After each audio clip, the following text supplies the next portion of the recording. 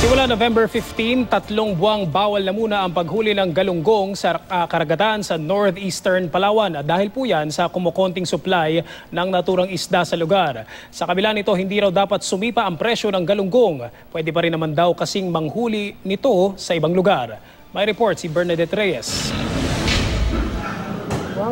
Unti-unti na raw nauubos ng paboritong isda ng maraming Pinoy, ang galunggong.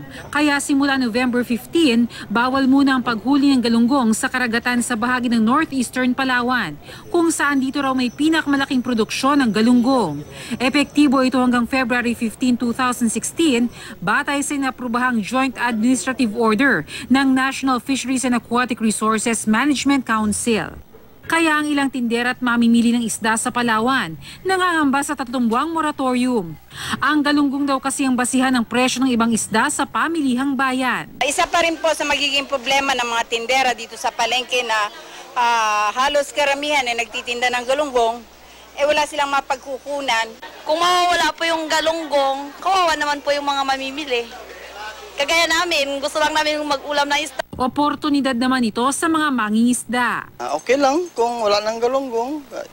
Pabor din yan sa amin na hindi kami nagakuan kasi kung maraming galunggong kasi nagamura din yung tuna na ginahuli namin. Layo ng moratorium na paramihin muli ang supply ng galunggong sa bansa na unti-unti na raw nauubos dahil sa paghuli ng maliliit na isda sa dagat.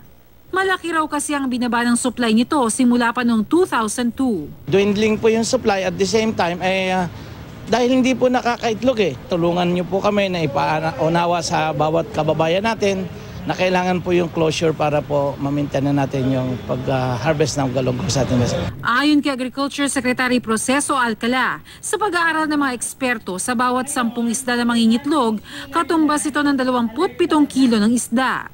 Sa kabila ng fishing ban, di daw dapat sumipa ang presyo ng galunggong dahil pwede pa rin mangisda sa ibang lugar. Papayagan din ng mga maliliit na mangingisda na manghuli ng galunggong sa mga lugar na sakop ng fishing ban. Hindi po naman kasi natin ina-anticipate na magtataas ng bigla dahil doon sa ibang lugar naman po pwede. Tsaka yung pong nasa municipal waters po, yung pong maliliit na mangingisda, hindi naman po binabawalan, yun lang pong commercial fishing. Bernadette Reyes, GMA News.